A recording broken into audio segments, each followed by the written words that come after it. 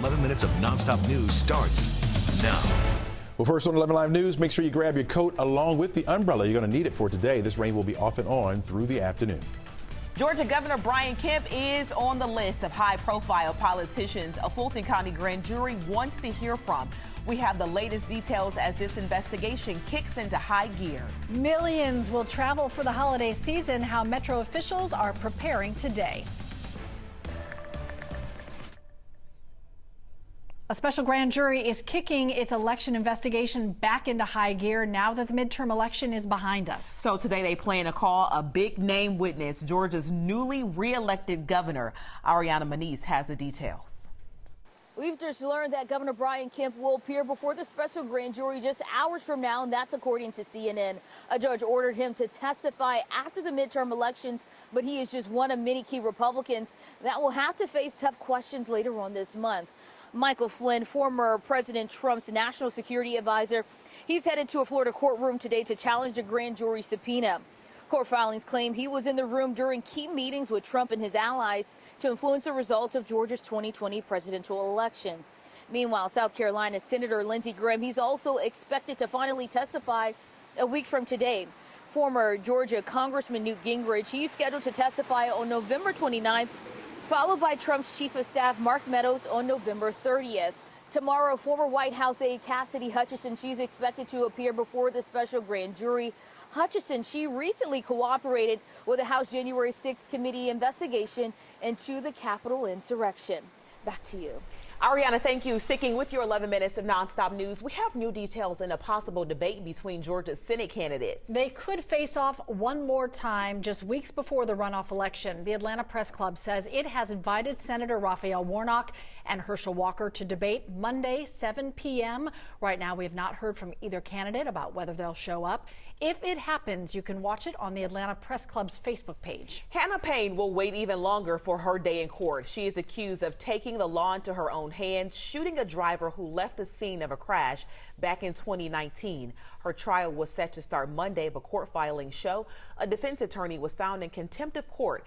As of right now, no new trial date has been set. And new this morning, DeKalb County police are releasing new details in a tragic hit and run. They say someone confronted a reckless driver doing donuts in a parking lot along La Vista Road last week. Police say when the driver tried to get away, they hit and killed the victim. Police later found and arrested the suspect. And that was a look at your Tuesday morning headlines. All right, grab the umbrella, the galoshes, whatever you need to head out, Chesley. It's that kind of morning. Absolutely. And a coat as well, because temperatures are on the cool side. We're starting off with that rain. It's becoming a little bit more widespread now. Light for the most part, a little moderate pocket now starting to push a little bit further in to our east. This is the way it's going to be really for much of the day. So we have this widespread rain around, and then you'll catch a break. And then more of that will start to come back. We'll get some moderate pockets in here as we head into the afternoon. Haven't seen any lightning strikes at all, at least around here this morning. Some down to the south of us, back off to the south and west.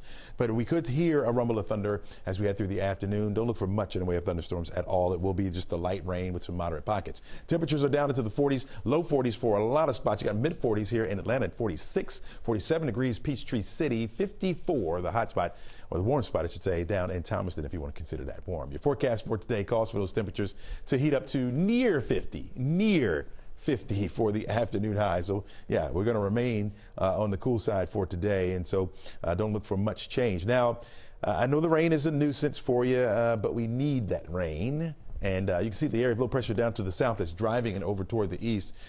We could use it, right? Because we're down for the year. That area of low pressure will continue to slide further off just to the north and east of our area as it moves through, brings the rain. So look for it to be around at least about 5 or 6 o'clock tonight. Excuse me, we can add up to about a half an inch. That's the way our digital rain gauge is showing us. Maybe some spots a little bit over that, but again, light. We're down about a good 2 inches for the year, so we could use some rain. We only clocked about 41.5 inches. And today will be our only threat for this week.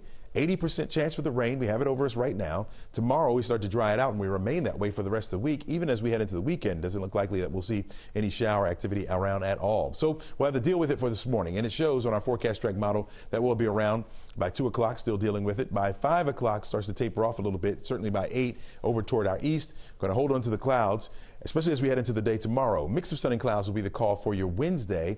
By Thursday, even though the skies clear out and we'll get the sunshine in here, it will be the coldest day of the week. 33 degree start, we'll get up to 47 degrees. You've been warned right there. Starts to rebound just a little bit for my pick of the week. Friday, looking at mostly sunny skies, 51 degrees for the high, and we'll stay right there as we head through the weekend and into the beginning of next week, finally getting into the middle 50s. Keep in mind, we should be in the middle 60s this time of year. This morning, a community is hurting following a deadly shooting at the University of Virginia. 3 of the university's football players were shot and killed. These are pictures of those 3 students. Police say the gunman is a student and former member of the team. The looming question, why? Right now, investigators do not know the motive. People gathered on the university's campus last night to honor the victims and to support each other. Classes remain canceled today at UVA. Taking a live look outside the world's busiest airport later this morning, officials at Hartsfield-Jackson are going to give us an update on what you can expect as you fly out for the holidays. So we've already learned that more than 3 million people are expected to pass through Atlanta over the Thanksgiving holiday. We're going to have more details from the airport on 11 Alive News at noon. The Department of Transportation cracking down on airlines that wrongly deny passengers refunds for delays or cancellations. The DOT is now forcing the return of more than $600 million to travelers and millions of dollars in fines against some airlines. If you are planning to travel for the holidays, you haven't booked your ticket already, you could be risking paying a lot more. We're going to see airfares well over $400, probably many over $1,000, especially those coastal flights from East to West Coast and back. Coming up on the Today Show, travel experts are laying out everything you need to know before you buy your ticket. New this morning, more help is on the way for people in Clayton County who were affected by the pandemic and they're still needing some help paying their rent. There is a chance for you to apply in person for those emergency rental assistance funds. That's this Saturday. You'll be able to meet face to face with representatives from 3 nonprofits to get help filling out the application. That event is happening at the 3 locations on your screen. If you can't jot that down, head to our website, but that's going to be from 10 to 1. Once everything is approved, then the county will distribute the funds to us and we will be working directly to pay those landlords because, of course, the holidays are coming up and nothing can be more stressful than not being so sure if you're going to have a home for the holidays.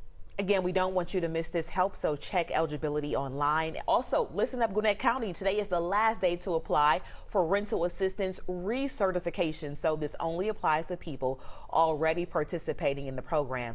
New applicants, unfortunately, are not being accepted. You can find the link to turn in your new application on the county's website. Well, if you're going out by noon today doing a little shopping, you will encounter a couple showers and temperatures will be on the cool side. 47 degrees by noon. On our way to near 50 for an afternoon high. Still will be cold and wet. Northeast breeze by then, about 6 miles per hour. Driving home, still dealing with it. Some light showers or maybe some drizzle still left over. Clouds for the most part. You're looking at 48 for your temperature by then. And notice those cooler temperatures will stick around for the rest of the week and into the weekend. Yeah, be careful, everybody. Have a good day. Today's show's next. We'll see you back here tomorrow morning.